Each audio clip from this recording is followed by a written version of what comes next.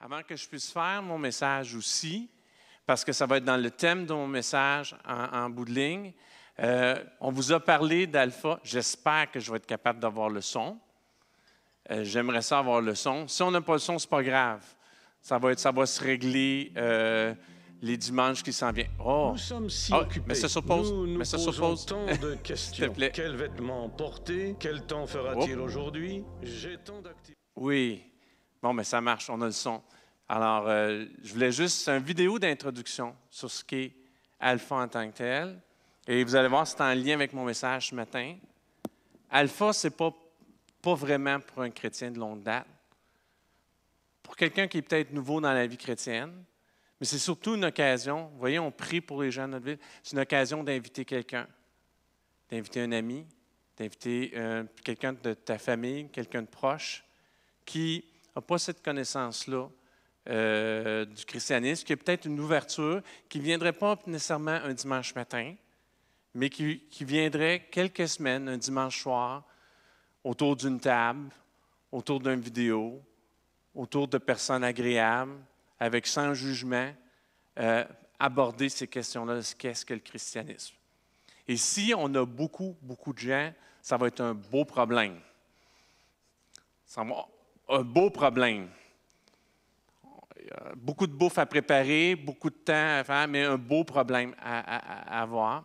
Alors, ça va commencer dès le mois d'octobre. Je veux pas m'avancer, en tout cas, mais probablement c'est prévu qu'on fasse le dimanche le 6 octobre. Et ça va durer jusqu'à la mi-décembre, ou début mi-décembre, l'ensemble d'Alpha. On peut raccourcir un petit peu, on a des réunions qui sont optionnelles, mais si on le fait au complet, ça va jusqu'à la mi-décembre.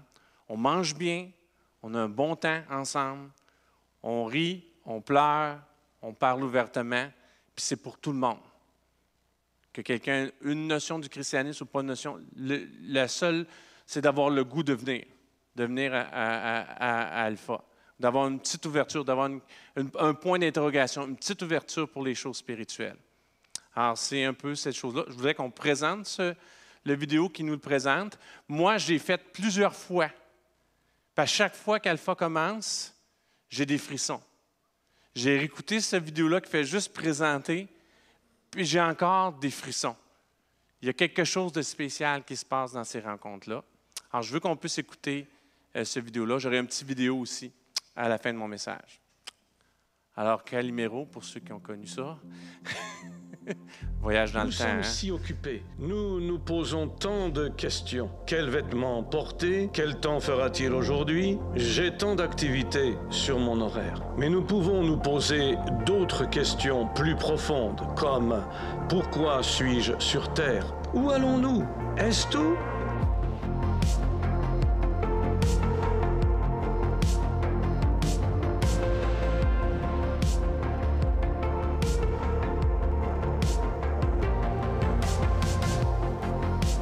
J'étais arrivé à une conclusion concernant le problème le plus épineux posé par l'homme, Dieu existe-t-il? Et j'étais arrivé là sans vraiment consulter la documentation.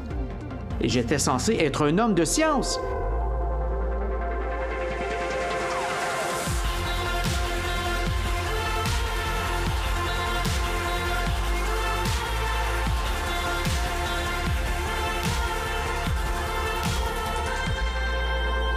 À 28 ans, je possédais beaucoup de choses que je pensais désirer. Ma copine faisait les couvertures des magazines, j'avais une Rolex, une BMW et j'étais si malheureux. J'ai réalisé que je ne trouverais peut-être jamais le bonheur là où je le cherchais.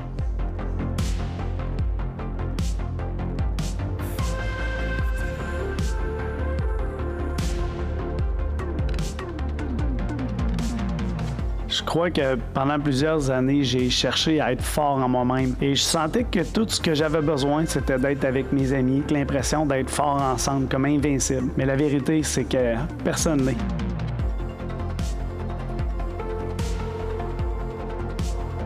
Et j'ai trouvé un but, un sens à ma vie et de l'espoir. Dieu a pris quelque chose de brisé. Il en a fait une œuvre d'art. Alpha est un endroit où vous pouvez être vous-même. Vous pouvez dire ce que vous pensez et tout contester. Aucune question n'est trop compliquée ou trop simple. et votre point de vue est aussi important que les autres. Nous partirons ensemble en voyage vers l'aventure. Nous explorerons les questions du sens de la vie et de la foi.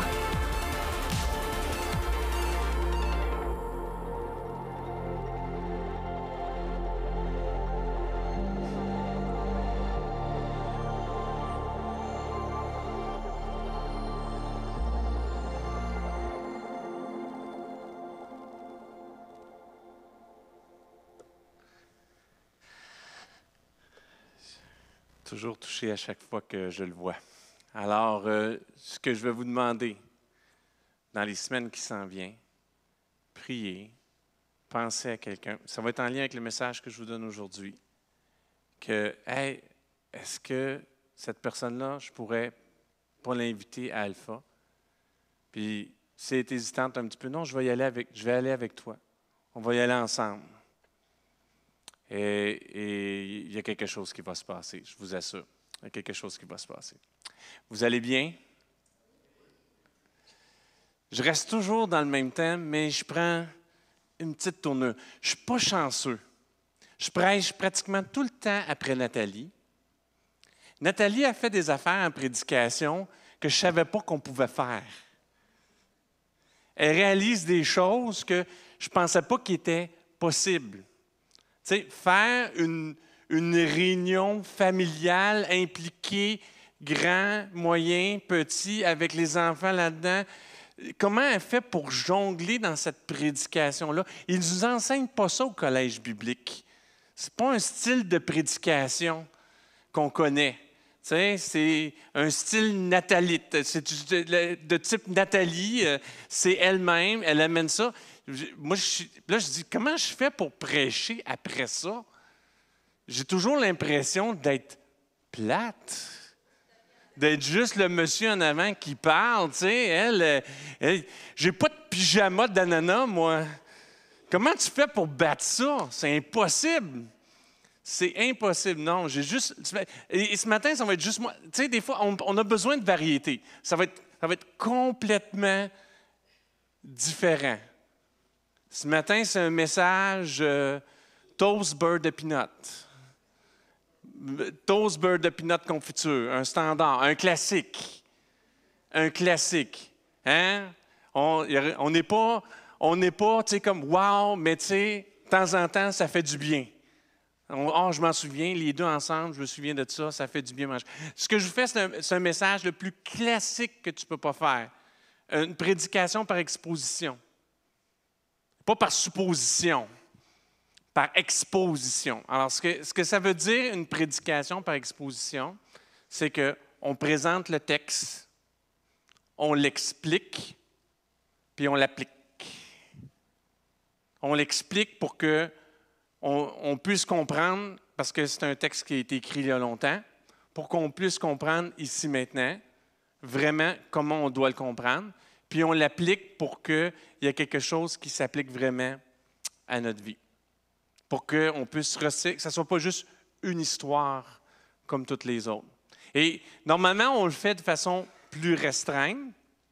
Moi, je vais le faire de façon un petit peu plus élargie. Et ça reste toujours dans mon idée du tête-à-tête. Et là, ce que je vais vous relater, c'est deux tête-à-tête qui se rejoignent. Deux tête-à-tête qui ont lieu avec Dieu, qui se rejoignent et qui ont un enseignement très, très puissant dessus. C'est tiré du 10e chapitre du livre des Actes. Le livre des Actes, c'était un livre qui, si vous connaissez, il y a 4 évangiles. L'évangile de Matthieu, Marc, Luc et l'évangile de Jean. La dernière évangile qui a été écrit, probablement, c'est celle de Jean. L'évangile de Luc a été écrit un petit peu plus tard. Et on voit qu'il y a comme un lien entre Actes et ça a été écrit par Luc aussi, le livre d'Actes. C'était écrit il y a un certain temps de ça. C'est sur ça que je vais me lancer. Et c'est toujours avec cette même notion-là, hein, de l'homme qui est séparé de Dieu.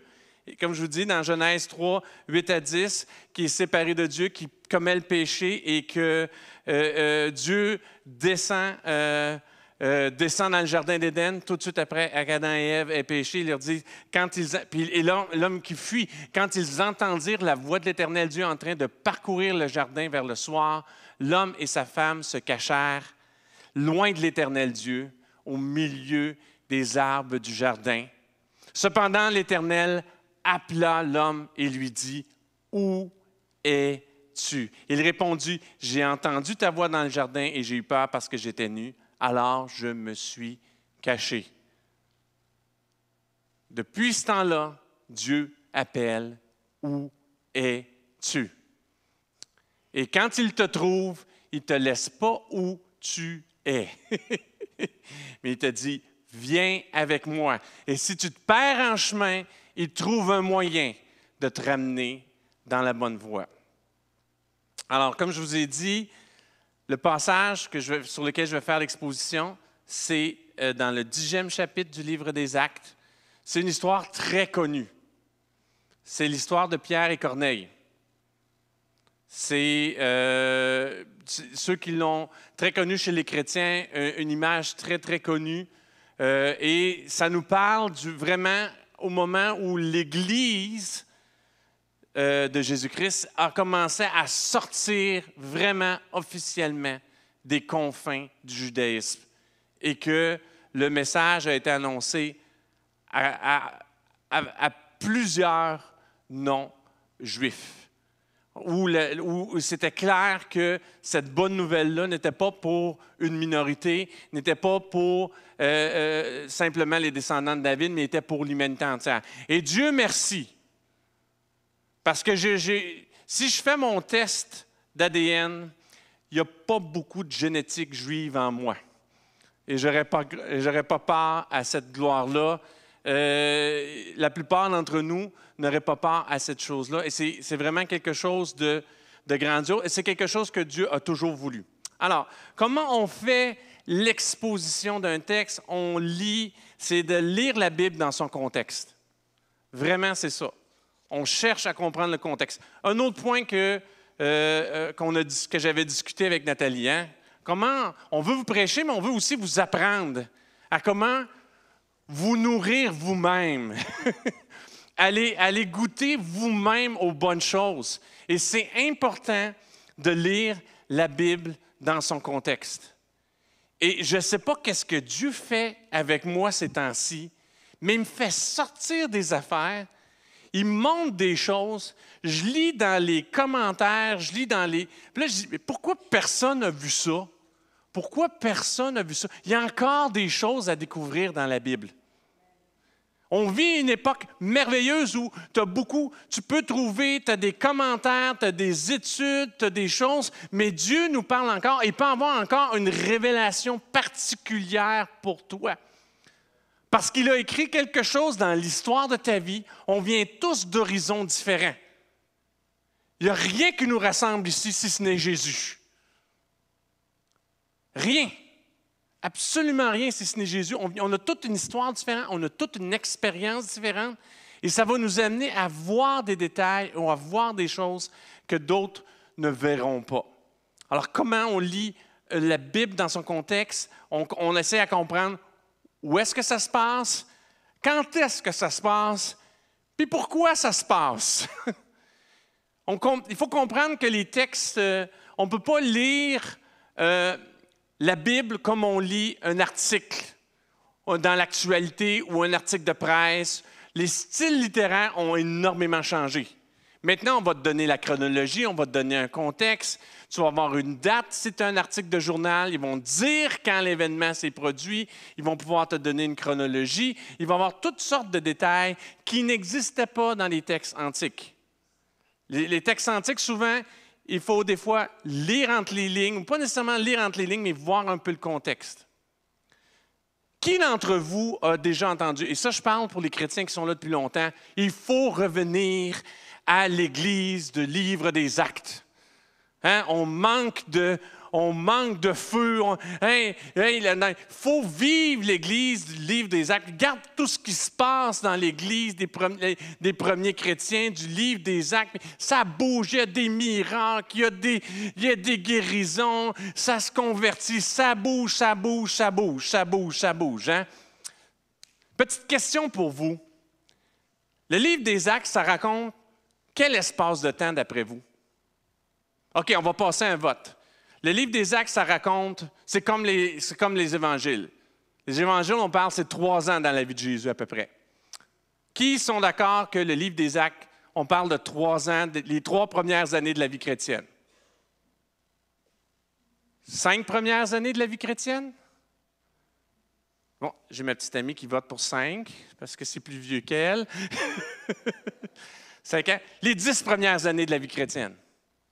10, 15, 20, une fois, 25 ans, 32 ans. 32 ans. 32 ans. Alors, le livre des Actes a été écrit 32 ans après la mort et la résurrection de Jésus. 32 ans, ça raconte 32 ans d'histoire. On est rendu au chapitre 10. Entre le chapitre 1 et le chapitre 10, il s'est passé 10 ans. On parle de la conversion de Paul au début, puis là, on revient avec Pierre, puis on parle de certaines choses qui arrivent avec Pierre. On parle 10 ans après la mort et la résurrection de Jésus. Il faut revenir à l'Église d'Actes. Ça leur a pris 10 ans à commencer à prêcher en dehors du peuple juif. 10 ans. Alors, juste pour... On peut-tu être plus relatif? On a l'impression, quand on lit le texte, que ça va vite, ça s'est passé. Une semaine, c'était ça. La deuxième semaine, c'était ça. La troisième semaine, il s'en passait des affaires, juste des miracles. Là, on oublie que ça, c'était une grosse affaire, puis une autre grosse affaire. Puis il y a des mois, des années entre les événements d'importance.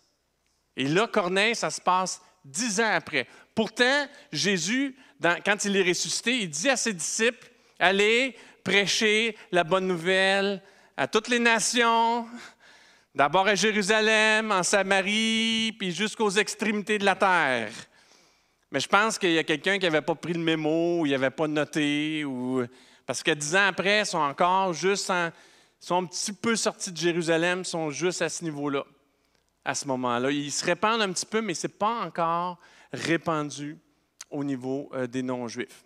Alors ça, c'est juste pour vous donner un premier contexte. Tu lis le 10, Acte 10 fait déjà 10 ans. Il y a déjà 10 ans de passé quand on se parle là. Deuxième contexte aussi, c'est que on analyse l'intrigue, on analyse l'histoire, les protagonistes, les détails. Il y a des détails importants. Quand la Bible te donne un détail, ce n'est pas pour rien. Moi, il y a un détail qui était là que je ne comprenais pas. Pourquoi tu me dis ça? C'est quoi le but de me dire ça? Y a-t-il une importance là-dedans? Et quand je regarde le texte, il y a une très grande importance. Il y a un détail que je vais vous souligner. Je dis, oui, c'est hyper, hyper important. Alors, l'analyse de l'intrigue. Avant l'intrigue, avant que ça se passe, avant que l'histoire se passe. Juste pour vous résumer, en gros, l'histoire en quelques mots. Corneille a une vision, va chercher Pierre. Pierre a une vision avant que Corneille vienne le chercher. Il s'en va chez Corneille, il leur prêche la bonne nouvelle, puis là, Dieu répand son Saint-Esprit, puis il dit, « Oh, il y a quelque chose qui se passe. Hop, je pense que ce n'est pas juste pour les Juifs. Je pense que c'est pour les gentils aussi. Je pense pour ceux qui ne sont pas Juifs aussi. Cette bonne nouvelle-là est pour tout le monde. On vient de comprendre quelque chose. » Ça, je vous l'ai résumé en quelques mots. Mais dans l'analyse de l'intrigue, il y a quelque chose qui s'est passé avant. Pierre est là pas pour rien. Il n'est pas à Jérusalem. Juste avant, on va le chercher, il est dans une ville qui s'appelle Jophé. En anglais, c'est Jophé. Corneille, Pierre, Jaffa. Jaffa, c'est Tel Aviv, aujourd'hui. Jaffa, là, c'est l'ancien nom. ça correspond à peu près à l'endroit où est Tel Aviv aujourd'hui, la plus grande ville en Israël, pas loin de la mer. Juste avant ça, il était dans une autre ville qui était pas loin de Jaffa, que je ne me souviens pas du nom, mais c'est toutes des choses qui sont très proches. Premièrement, on finit l'histoire avec Paul, puis là on dit, il y a un moment de paix, parce qu'on nous parlait de toute la persécution de Paul, il y a un moment de paix, puis là Pierre est à l'œuvre dans ces régions-là. Jaffa, une ville qui est juste à côté, il s'en va dans la ville qui est juste à côté, il y a un paralytique. Le paralytique est guéri, les gens voient ça. Wow! Réveil! Grande assemblée, plusieurs gens se convertissent, ils voient le miracle, ils se convertissent. Et puis, wow, ils sont touchés, puis là, il reste un peu de temps, puis ils forment ces premiers chrétiens-là. Et à Jaffa, qui est juste à côté, il y a Tabitha, qui est une femme qui sert Dieu, qui aime Dieu, et puis qui meurt. Puis on la met dans une chambre. Puis là, c'est pas comme des réseaux sociaux. Là. Le téléphone arabe, ça prend un petit peu plus de temps. Des fois, la nouvelle prend un petit peu plus de temps à se rendre. Mais là, ils savent que Pierre, dans la ville qui est juste à côté, a guéri quelqu'un qui est paralytique. Bien, faisons-le venir à Jaffa. On le fait venir à Jaffa. Il monte dans la chambre haute et Tabitha est pris et ressuscitée. Elle était morte. Et puis morte. Les gens savaient qu'elle était morte, ils savaient que c'est une femme qui craignait Dieu. Bang! Gros réveil à Jaffa. Et là, l'histoire où on voit débute dans le 10e chapitre. Césarée. Césarée qui serait au Liban, probablement. Un petit peu plus au nord. Césarée qui est une ville romaine. On a Corneille, qui est quelqu'un qui est familier avec... Non, mettez pas ça tout de suite. Mettez pas le texte tout de suite, s'il vous plaît.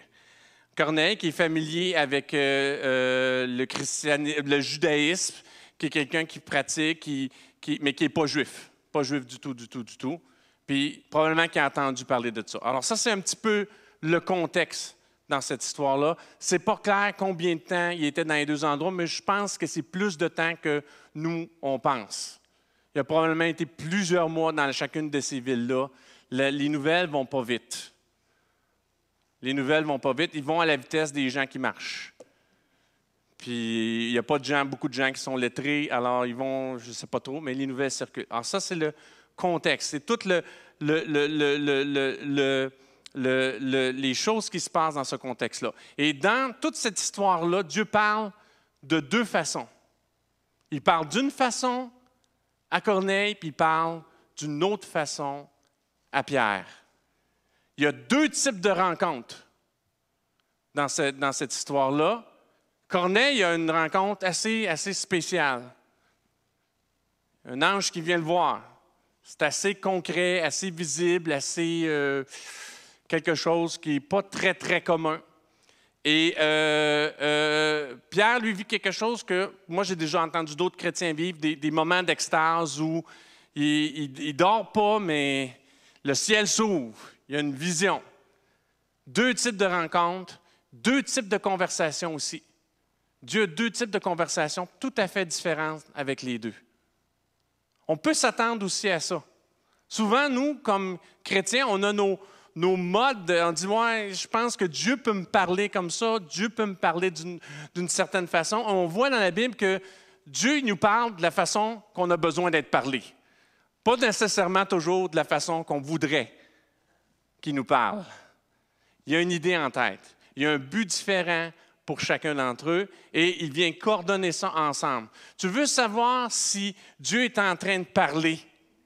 Quand les coïncidences s'accumulent, quand tout se coordonne, quand tous les morceaux du casse-tête viennent se déposer ensemble, c'est parce qu'il y a le sceau de Dieu dessus.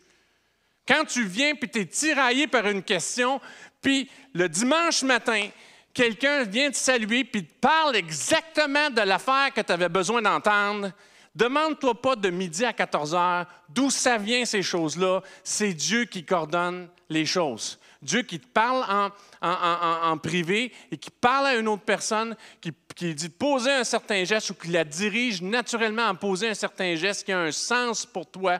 C'est Dieu qui coordonne toutes ces choses-là. On a une belle histoire de coordination céleste. Dieu dans ce contexte-là, il parle par explication et instruction. Dieu peut être précis des fois. Tellement précis que c'est fatigant. Je regarde mon épouse du coin de l'œil parce que je me souviens des fois que Dieu dit « fais telle affaire ». Hein? Tu penses, sais-tu l'incident auquel je pense? Puis qu'elle s'est sentie mal après de ne pas l'avoir fait. Dieu, ce qu'il demandait, c'était super simple. Puis elle dit « ah, j'ai d'autres choses à faire ». Puis Dieu dit « prie pour moi ». Pendant qu'elle fait ses petits trucs, à un moment précis de la journée. Puis elle dit « ah, je laisse faire ». Et puis le lendemain, je l'appelle de l'hôpital. Parce que j'ai eu un accident de vélo, puis que j'ai les dents toutes cassées, puis que j'ai un traumatisme crânien, mais que je bénis Dieu parce que Dieu m'avait averti avant. Il m'avait averti qu'il était pour me protéger. J'étais dans la crainte, puis c'est comme je sentais j'ai eu une fois la crainte pour ma vie, c'était quand j'ai eu cet accident-là. Puis c'était une attaque, puis Dieu m'a rassuré avant. Quand j'ai repris conscience à l'hôpital, je n'ai aucun souvenir de l'accident. Je ne sais pas quand est-ce que mes dents se sont cassées. Ma montre était arrêtée, elle était finie. Ma montre était finie, moi j'étais en vie. Je me souvenais de tout ce qui se passait. Puis il y avait un monsieur à côté de moi qu'il fallait que je rappelle à toutes les 5 secondes qu'il était à l'hôpital. Mais Dieu avait parlé aussi à Marie. Puis il avait demandé de faire quelque chose de simple. T'es-tu pardonné? Je te pardonne, hein? Lui, il t'a pardonné. Mais alors, des fois, Dieu nous demande des affaires simples. Il nous demande de faire des choses simples. Il nous parle, dans cette histoire-là, il donne des explications et des instructions. Il parle de façon très simple à Corneille. Et il parle aussi par révélation. Quand Dieu te parle par révélation, des fois, c'est un petit peu plus complexe. C'est parce qu'il veut faire un travail en profondeur. C'est de cette façon-là qu'il parle à Pierre. Et vous allez voir dans le contexte que c'est vraiment particulier. Il ne le fait pas pour rien. Et quand on voit dans l'histoire du livre des Actes, c'est une révélation qui prend du temps à prendre racine en Pierre. Mais c'est quand même une révélation. Il lui parle par révélation. Puis il lui donne aussi des instructions. Il lui donne aussi des instructions. Mais dans tout ça, ça s'est tout coordonné. Alors, c'est juste pour vous donner, alors que je vais vous exposer ce texte-là, toute une grande base de tout ça. Je vais m'arrêter sur certains détails qui sont extrêmement importants dans le texte, qui aident à montrer une autre compréhension de ce texte-là. Mais c'est ce que je voulais vous faire en premier. Et il va falloir que j'accélère. Alors, je vais vous lire Actes, la première section de Actes, je vais vous lire Actes 10, versets 1 à 6. Ça, c'est quand Dieu parle à Corneille. Il y avait à Césarée un homme appelé Corneille, qui était officier dans la troupe romaine appelée cohorte italienne. Il était pieux et craignait Dieu avec toute sa maison. Il donnait beaucoup d'argent au peuple et ne cessait de prier Dieu. Vers 3 heures de l'après-midi, il vit clairement dans une vision, un ange de Dieu entrer chez lui et lui dire « Corneille ». Il fixa le regard sur lui et, rempli de crainte, répondit « Qu'y a-t-il, Seigneur ?» L'ange lui dit « Tes prières et les dons que tu as faits sont montés devant Dieu et il s'en est souvenu. Maintenant, envoie des hommes à Jaffa et fais venir Simon, surnommé Pierre. Il est logé chez un certain Simon, un tanneur, dans la maison dont la maison se trouve près de la mer. » Voici le contexte. Corneille, romain, un officier romain, probablement, et un officier, c'est un citoyen romain, quelqu'un qui a une importance, quelqu'un qui est riche. Lui, mais quelqu'un qui a goûté à Dieu, en quelque part, au Dieu juif, qui a une recherche de se rapprocher de Dieu. Et pas juste une recherche théorique. Il prie, puis savez-vous quoi? Il va fouiller dans la poche, hein? Un homme qui aime son épouse puis qui ne met jamais rien, qui ne paye jamais rien, qui ne l'invite jamais au restaurant, qui pense jamais à elle, qui n'a pas de petites attentions. Est-ce qu'il l'aime vraiment? Mais c'est quelqu'un que vous voyez qui a démontré cet amour-là. Ce n'est pas quelque chose qu'on achète. C'est vraiment quelque chose de sincère. Il est reconnu par les gens là-bas.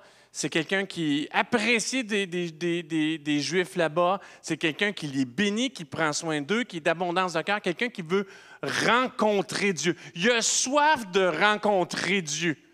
Puis ça fait longtemps qu'il le fait. Puis là, il a une vision. Il voit un ange.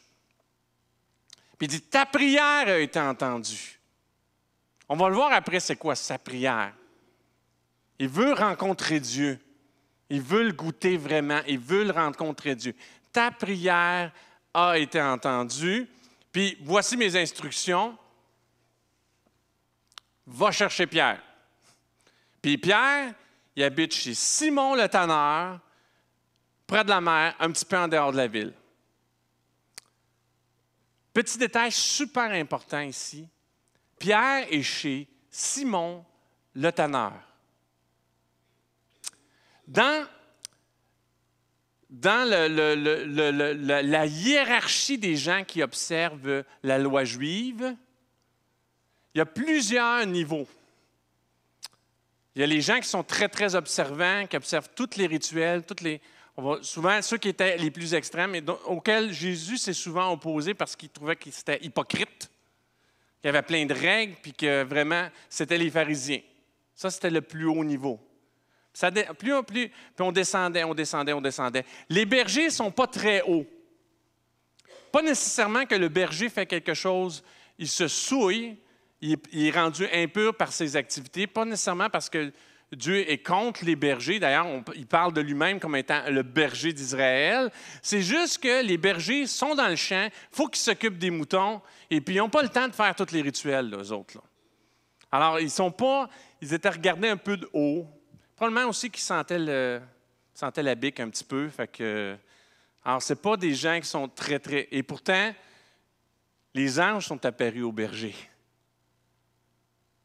La hiérarchie des hommes, la hiérarchie de Dieu n'est pas pareille. Et là, en dessous de ça, tu as les tanneurs. Ce n'est pas interdit pour un Juif d'être un tanneur. Mais le tanneur va toucher souvent à des animaux morts. À chaque fois qu'il touche à un animal mort, il est impur. Il est impur. En plus, le tannage, ça ne sent pas la rose. C'est de la peau d'animal qu'on vient tanner. Le cuir, c'est de la peau d'animal. Quand tu mets ta veste de cuir, il y avait une vache avant qui le portait. Il y a eu beaucoup d'amour, de traitements qui ont été faits pour faire le cuir. C'était important. Les gens avaient besoin, les gourdes, tout ça, c'est quelque chose d'essentiel dans la vie.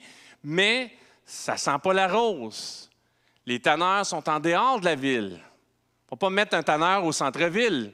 Il n'y a plus personne qui va aller à ton restaurant. Il n'y a pas de réfrigération, là. Le petit bout de viande qui reste après la peau, là. Avez-vous déjà senti de la viande pourrie? Ça empeste. Pierre est chez Simon le tanneur. Il y a eu un gros réveil. Pierre est chez Simon le tanneur. Pensez-vous que Pierre se préoccupe de toutes les choses, d'être impur pour le rituel du temple? S'il reste chez Simon le tanneur, il reste là. C'est mentionné là. Ça va revenir lui mordre dans les fesses un peu plus tard, pauvre petit Pierre. Dieu vient le travailler, mais c'est le contexte dans lequel il est. Corneille lui parle, ça c'est la veille que Dieu parle à Pierre. On est dans l'après-midi, il parle à Corneille, Corneille entend ça, il a prié, il a vu l'ange. Lui, c'est pas compliqué. Il prépare déjà ses deux serviteurs, il envoie un soldat avec, d'un coup qu'en chemin, il y a du trouble, il y a au moins un soldat pour les protéger, puis il les envoie, ils partent le lendemain matin. Puis ils s'en vont vers Pierre. Voici le contexte. Corneille qui a soif de Dieu, qui veut vivre Dieu, il y a une apparition, tes prières sont entendues. Puis Dieu aurait pu dire directement, voici ce que tu dois. Il aurait pu lui donner la bonne nouvelle. Il dit, non, va chercher Pierre. C'est l'Église qui amène la bonne nouvelle. C'est nous qui amenons la bonne nouvelle. Le réveil, Dieu va travailler des cœurs. Il va amener des gens vers nous, mais il va falloir qu'on parle. Il ne parlera pas à notre place. Il n'a pas fait parler l'ange. Il a dit, il y a une bonne nouvelle, il y a quelque chose, va chercher Pierre. Et Corneille a très bien compris que Pierre, il y a quelque chose à me dire. Ce que j'ai demandé à Dieu, c'est Pierre qui va me le dire, c'est Pierre qui va me l'annoncer. Il envoie ces gens là-bas. Voilà, première petite partie. Dieu parle clairement, il donne des instructions, va chercher Pierre à tel endroit précis. Il envoie ces gens. Le lendemain, acte 10, je vais lire du chapitre 9 au chapitre 20, un petit peu plus long. Le lendemain, alors que ces hommes étaient en route et qu'ils s'approchaient de la ville, Pierre monta sur le toit vers midi pour prier. Il eut faim et voulut manger. Là, je me pose la question, peut-être qu'il était tanné des odeurs. On monte sur le toit. Il était tanné, je ne sais pas, il avait faim. Parce que midi, ce n'est pas une bonne heure pour prier. Le soleil tape à fond, il était peut-être juste écœuré. Ça y avait coupé l'appétit. Puis là, avec une bonne bouffée d'air frais, là, il avait faim. Mais il s'en va prier. Ce n'était pas une prière. On ne voit pas que c'est une prière planifiée. Et il eut faim, il voulut manger. Pendant qu'on préparait le repas, il tomba en extase. Il vit le ciel ouvert et un objet ressemblant à une grande nappe attachée aux quatre coins qui descendait et s'abaissait vers la terre. À l'intérieur se trouvaient tous les quadrupèdes et reptiles de la terre, ainsi que les oiseaux du ciel. Une voix lui dit, « Lève-toi, Pierre, tue et mange! » Mais Pierre dit, « Certainement pas, Seigneur, car je n'ai rien mangé de souillé ni d'impur. » Tue et mange. C'est vraiment particulier qu'il est chez le tannier, qui tue un paquet d'animaux pour avoir la peau, puis là, il y a une vision d'animaux. Puis Dieu, il demande de les tuer puis de les manger. Il y a une vision vraiment, et c'est le titre de mon message, « Tue et mange ». Dieu nous appelle, nous comme Église, à tuer et manger. Vous allez voir mon explication vers la fin. Tue et mange. Lève-toi, Pierre, tue et mange. Et c'est quelque chose de grandiose. Le ciel s'ouvre. C'est la même affaire que pour l'échelle de Jacob. Le ciel s'ouvre quand il y a eu l'échelle, il a vu le ciel s'ouvrir. C'est la même chose que pour Étienne, alors qu'on le lapidait, le ciel s'ouvre. Pierre a eu une vision, le ciel s'ouvre, mais ce n'est pas ce qu'il voulait voir. Et Dieu a fait exprès d'y montrer ce qu'il voulait y montrer. Il voulait le choquer. Parce que Pierre avait laissé tomber certains des rituels de la loi parce qu'il avait compris la grâce qu'il y avait là-dedans. Normalement, un Juif qui veut suivre toutes les règles, qu'est-ce qu'il fait à vivre chez un tanneur? C'est sûr que tu vas te trouver à être impur. Sûr et certain que tu vas te trouver à... Si tu ne touches pas à quelqu'un, si tu ne touches pas à l'animal mort, tu vas toucher à celui qui est impur, puis tu vas devenir impur par association. C'est sûr que si ça le préoccupait, il ne serait pas resté longtemps là-bas. Mais il avait compris que ce n'est pas par l'observation de la loi qu'on peut justifier. Toutes ces règles-là étaient juste pour nous montrer notre besoin de Jésus-Christ. Il avait bien compris ça. Il était chez le tanneur. Il avait compris ça. Mais là, Dieu lui parle, il y a encore des obstacles à ça. Il y a encore un petit héritage religieux. Il y a encore une petite règle. Lui, il n'avait jamais mangé d'animal impur. Et Dieu lui montre cette vision-là. C'est une vision vraiment marquante. C'est une vision choquante. Moi, Dieu, pourquoi tu te compliques la vie à nous montrer une vision comme ça? Il y a un objectif que Dieu veut amener. Il y a une règle qu'il veut nous expliquer à travers tout ça. Si on lit un petit peu plus loin dans 10e chapitre, 10e chapitre, verset 15, je vais continuer jusqu'à 20. À nouveau, une deuxième fois, la foi lui parla. Ce que Dieu a éclairé pur, toi, ne le considère pas comme impur. Il y parle une fois. Il lui parle deux fois. Cela se reproduit 3 fois. Et aussitôt après, l'objet disparut dans le ciel. 3 fois. Qu'est-ce que Pierre a fait 3 fois déjà? Il a renié Jésus 3 fois. Il lui avait annoncé, tu vas me renier 3 fois. Il lui répète 3 fois, puis il comprend ça, c'est le même genre de situation. Il y a quelque chose dans lequel tu dois bouger. 3 fois, et il répète 3 fois. Pierre restait perplexe sur le sens de la vision qu'il avait eue. Des fois, Dieu te montre des choses, puis tu ne comprends pas tout de suite. Pauvre Marie, elle rêve à son mari. Elle est dans son... Et Dieu, c'est un rêve, là. Dans son rêve, elle est là. Puis là, c'est clair que c'est son mari. Elle voit la main de son mari. Il y a l'alliance dessus. Puis là, elle se retourne. Puis c'est moi. Wow! À l'époque, je n'étais pas divorcé. Ce qu'elle ne savait pas, c'est que mon épouse était partie. Elle a dit non, ça marche. Elle a dit, c'est quoi ça? Arrière de moi, Satan. Dieu lui montre ça. Des fois, Dieu te montre des choses que tu ne comprends pas sur le coup. Tu ne comprends pas sur le coup. Après, on regarde et on en rit. Mais sur le coup, tu ne comprends pas. Là, Pierre est perplexe. Parce que lui, il n'y a pas rien de plus simple dans l'observation des lois religieuses que de ne pas manger certains aliments. Et comprenez que c'est pas... la Bible parle dans d'autres textes que tu peux t'abstenir de certains aliments par conviction. Il n'y a rien de mal là-dedans. Il y a quelque chose que Dieu veut que Pierre comprenne. Il utilise le dernier petite chose qu'il respectait encore dans les rituels juifs au niveau alimentaire, parce que sinon, il pouvait encore le respecter chez le tanneur. Mais tout le reste, là, d'être constamment peu pour être au temple, tout ça, il ne respectait plus ça, là. Du tout. Sinon, il ne serait pas resté chez le tanneur. Il prend le dernier point, puis il le choque. Puis il dit, tue et mange, puis déclare pas impur ce que moi je déclare pur. Il veut vraiment renverser un obstacle dans la vie de Pierre, dans comment il voit cette bonne nouvelle-là. Pierre est le premier qui a prêché la bonne nouvelle. La première prédication, au jour de la Pentecôte, 3000 personnes se convertissent. Il y a un chamboulement à Jérusalem. Pierre est le premier prédicateur. Ça fait 10 ans, on le considère comme une colonne. Pierre ne parle pas tout à fait de la même façon qu'il parlait au début quand il marchait avec Jésus. Vous allez le voir chez Corneille. Il y a une phrase qui dit, c'est Pierre qui dit ça, là, je ne comprends pas. Ça ne va pas avec le caractère d'il y a 10 ans. Il est dans un poste d'autorité, mais Dieu lui parle, il lui donne une révélation. Il lui ramène au message qu'il avait donné. Vous allez prêcher la bonne nouvelle à toutes les nations. Oui, mais ces gens-là ne mangent pas ce qu'on mange, pas grave. Il n'y a rien qui doit t'empêcher. Je suis venu pour tous ces gens-là.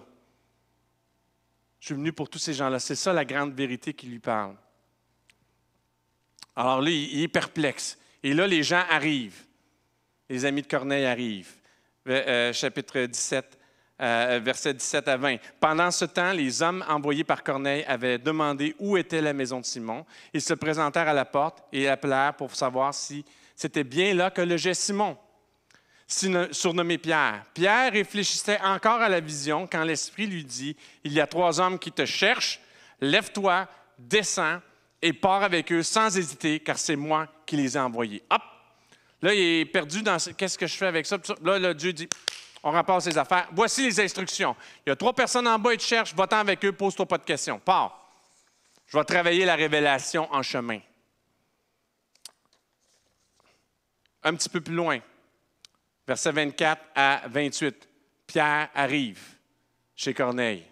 Ils arrivèrent à Césarée le jour suivant. C'est loin, là. C'est une 50aine de kilomètres. Tu marches vite, vite, 15 km à l'heure. Conditions de route en Israël, la chaleur, les gordnottes, tout ça, la poussière, moi, je pense que c'est plus 10 km à l'heure. Tu as une journée de voyage, là, tiens. Ils arrivèrent à Césarée, ils arrivent, ils enlèvent la poussière, tout ça, on part demain, là, ils sont fatigués. Tu as 50 km à marcher. Ils arrivèrent à Césarée le jour suivant. Corneille les attendait. Hey, faut avoir toute une rencontre, hein? Parce que Corneille connaît les règles, lui. Il sait que les Juifs ne viennent pas chez eux. Mais il y a un ange qui lui a parlé. Il a dit, va chercher Pierre, fais-le venir dans ta maison. Fait que lui, il l'attend. Il l'attend. Il avait invité sa parenté et ses amis intimes. Il avait invité tout le monde. Il avait tellement soif. Il avait invité tous les gens d'importance chez eux. Lorsque Pierre entra, Corneille, qui était venu à sa rencontre, se jeta à ses pieds et se prosterna. Mais Pierre le releva en disant, « Lève-toi, moi aussi je suis un être humain. » Dieu avait travaillé la révélation au chemin. Moi aussi, je suis un être humain. Mais lui, il sait que ce n'est pas normal, là. Il sait que Pierre fait des miracles. Il vient chez eux. Il n'est pas supposé rentrer chez eux. Il connaît les règles. Ensuite, voici ce qu'il dit. Tout en conversant avec lui, ça c'est Pierre, il entra et trouva beaucoup de personnes réunies.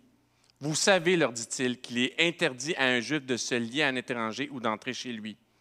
Mais Dieu m'a montré qu'il ne faut pas déclarer aucun être humain souillé ou impur.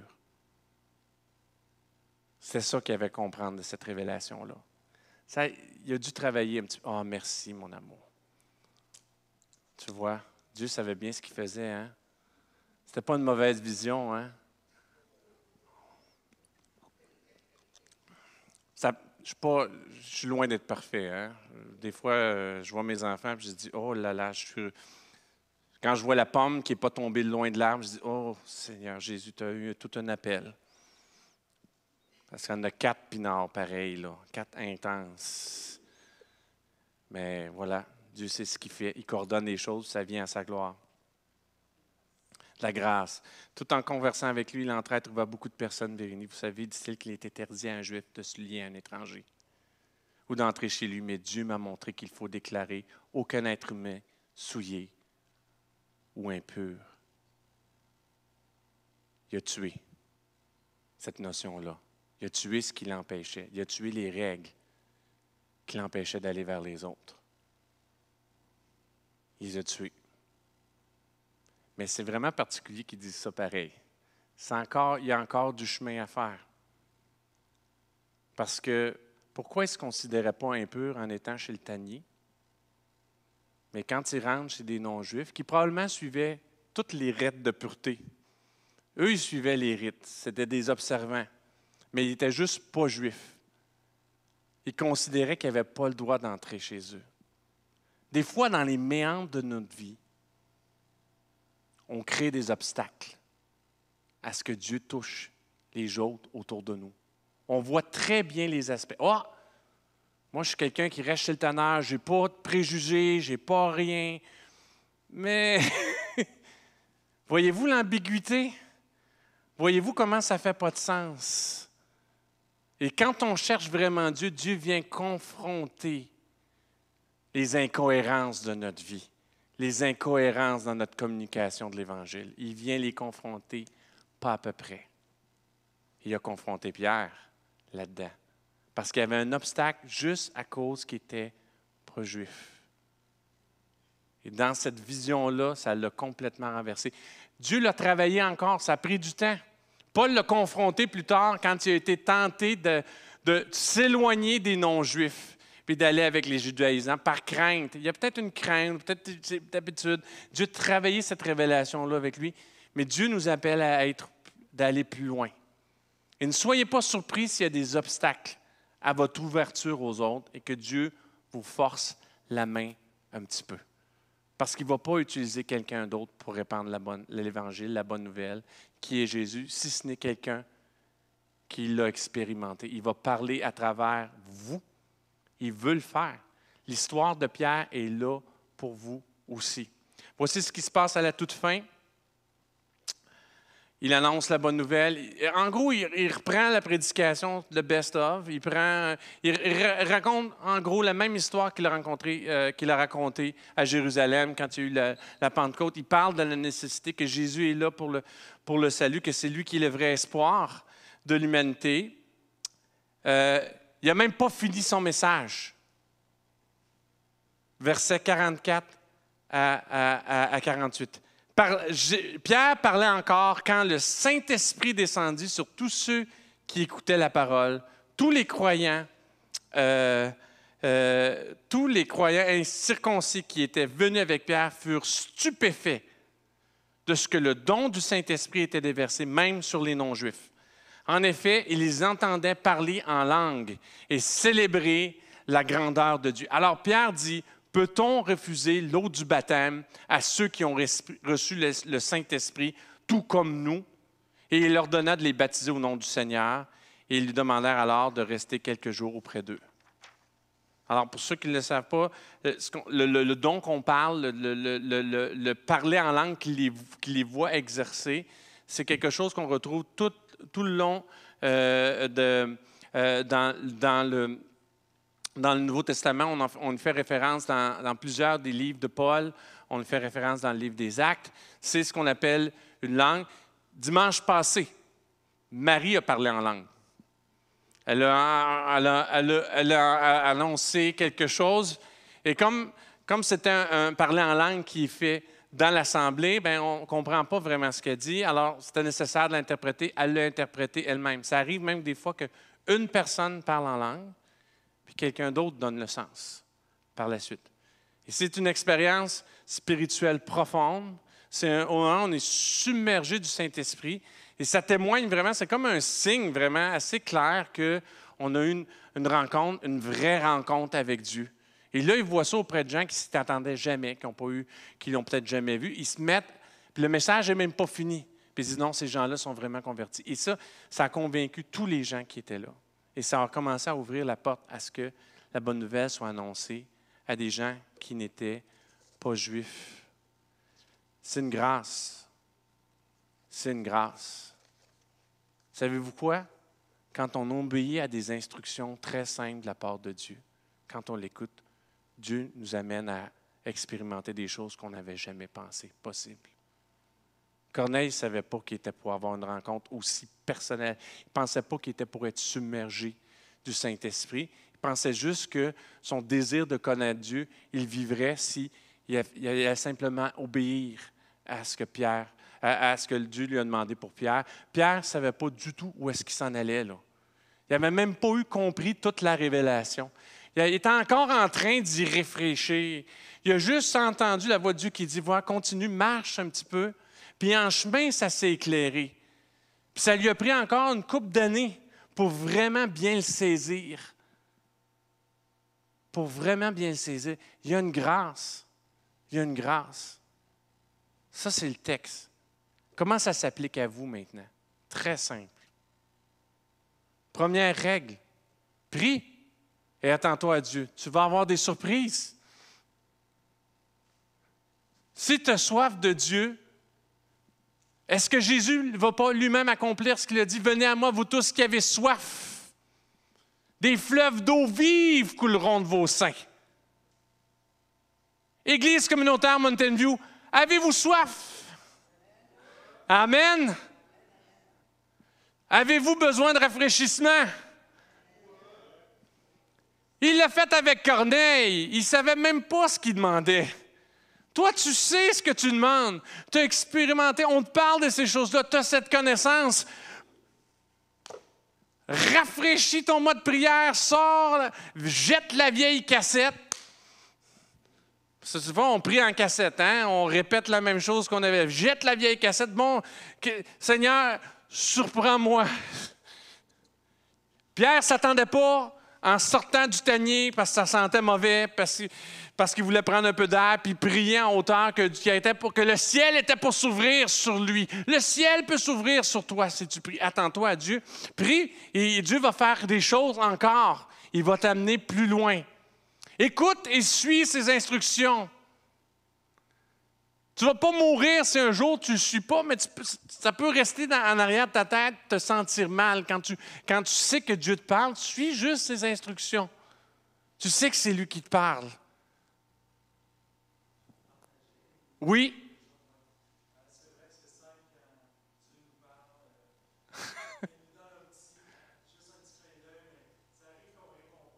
Ça arrive, hein? Oui.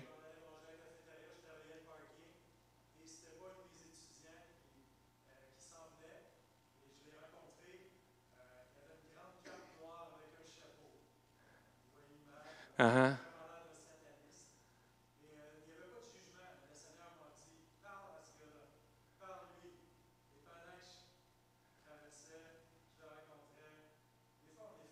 Oui.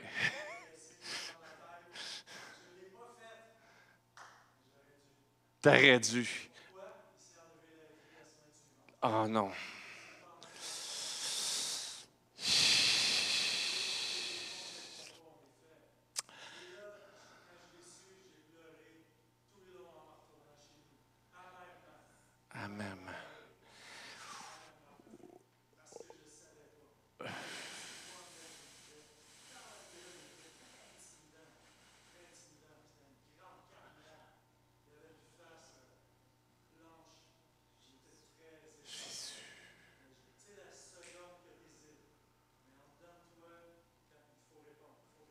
faut répondre.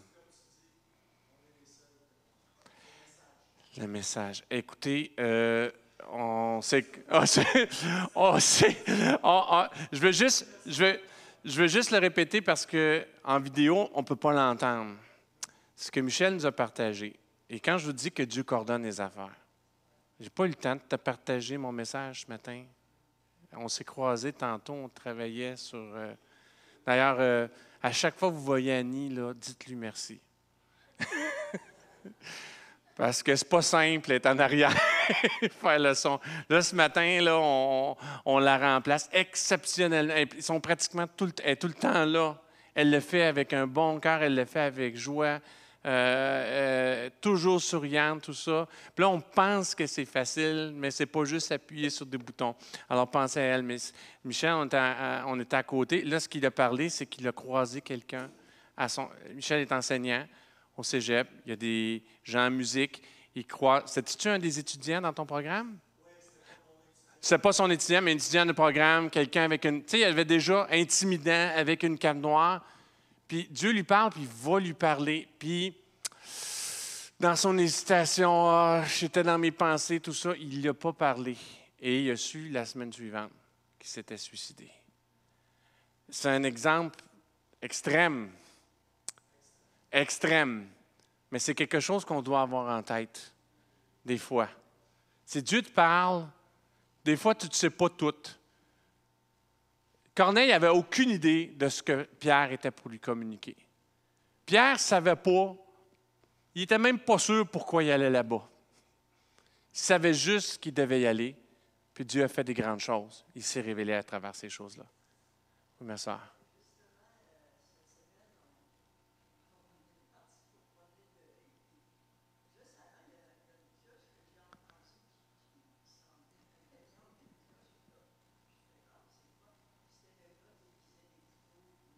OK.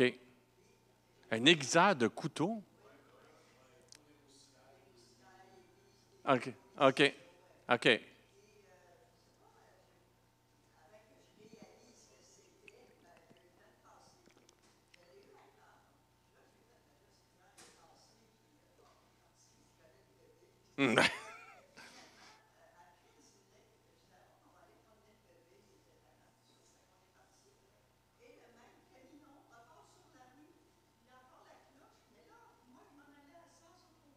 Mm-hmm.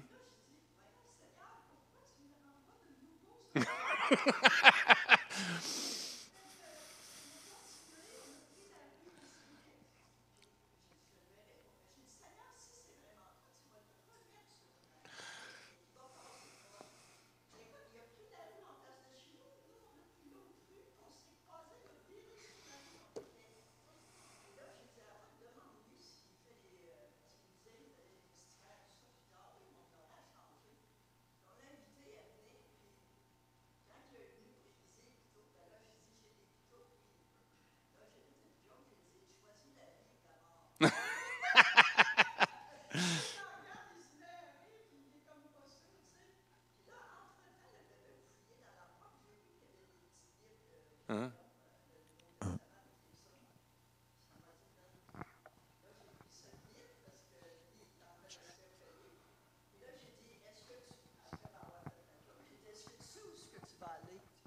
Puis, puis finalement... Je vais résumer le petit début pareil, là, mais bon. Puis finalement, il n'a pas répondu, il m'a regardé, puis il a resté comme surpris. Puis Rock, il dit, on vous donne une lecture à lire. Fait que, qu'est-ce que Dieu va faire? Je ne sais pas. Mais après ça, on a donné des cartes d'affaires de mon fils.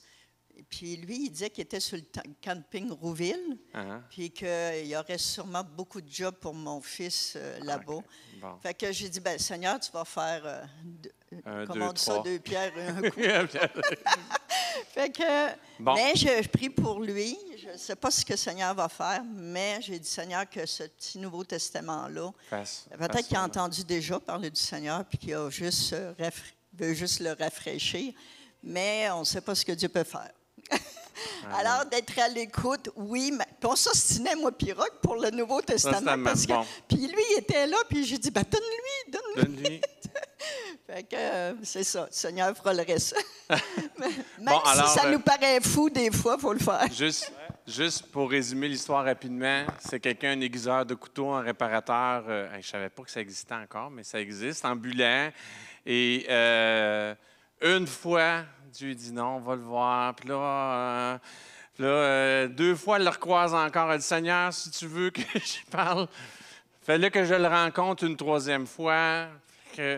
Et elle l'a rencontré une 3e fois, ils l'ont invité, puis ça a été une occasion, justement, de partager une Bible, de partager, d'avoir quelque chose. Passez pas à côté de ces occasions-là.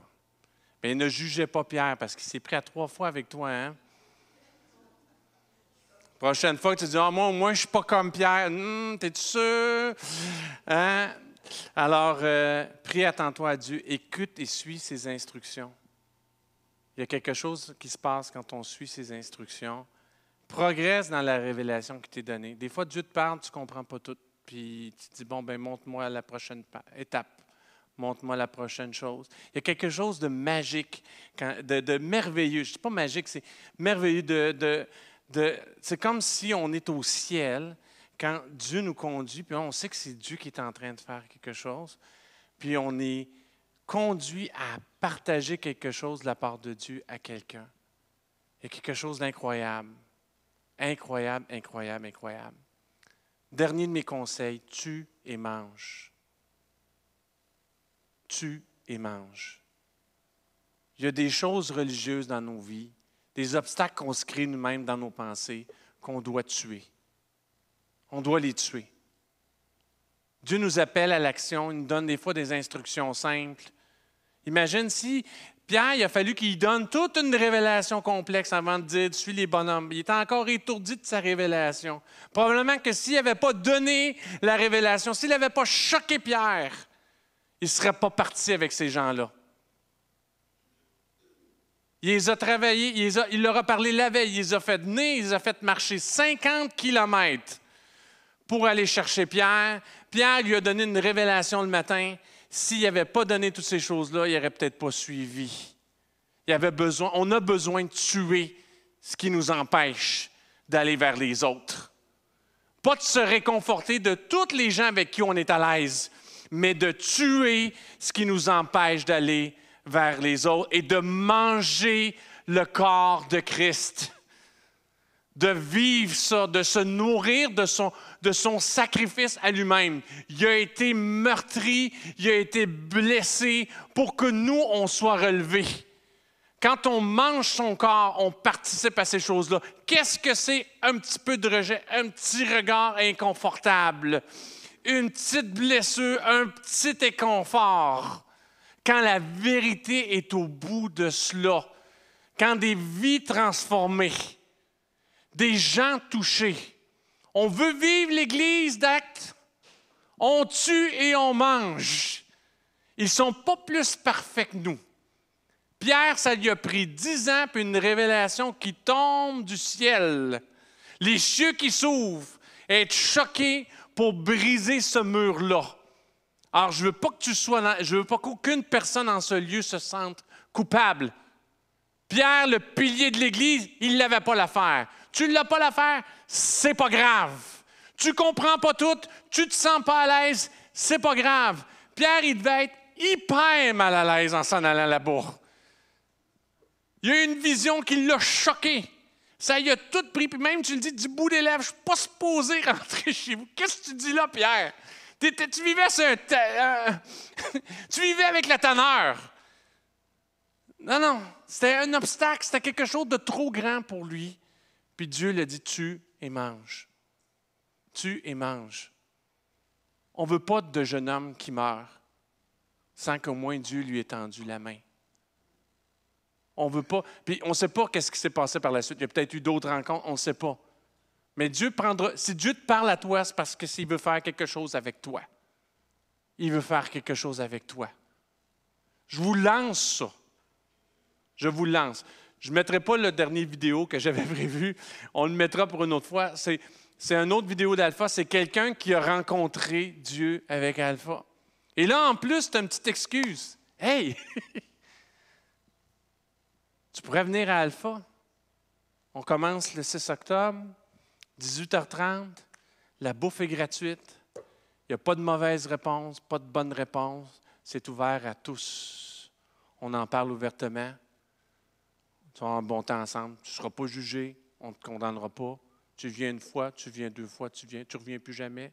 C'est pas grave. Viens, je vais y aller avec toi. Tu as des questions? Tu te poses des questions là-dessus? Viens, on va y aller ensemble. C'est une porte ouverte. C'est une porte ouverte. Je ne veux pas que vous passiez à côté. Amen. J'ai fini avec mon message. Je vous laisse digérer. Je vous laisse digérer. Et c'est à la fois édifiant et rassurant et confrontant. C'est Dieu. C'est Dieu dans nos vies. Ils n'étaient pas parfaits, on n'est pas parfaits. Dieu a fait quelque chose avec Pierre et Corneille. Il y a peut-être une histoire de Pierre et Corneille dans les semaines qui s'en viennent pour vous. Je vous en prie, écoutez la voix de Dieu. Puis, on a beaucoup de place pour faire Alpha. Beaucoup de place. Puis si on manque de place, on ira en bas. Si on va se trouver une façon de projeter ça, on va faire quelque chose, on va se trouver une solution s'il y a trop de gens pour faire Alpha. Hein? Non, pas ici, en bas. En bas, manger. Manger. Non, l'idée, c'est pas de le faire dans... C'est justement, on n'est pas à l'Église. On est à l'Église, mais on n'est pas à l'Église. Hein? Pour la place, on manque de place, mais je ne pense pas qu'on va manquer de place ici à côté. C'est ce que je vous remets. Je suis désolé d'avoir étiré un petit peu la chose, mais c'est votre faute, hein? C'est votre faute, c'est pas moi.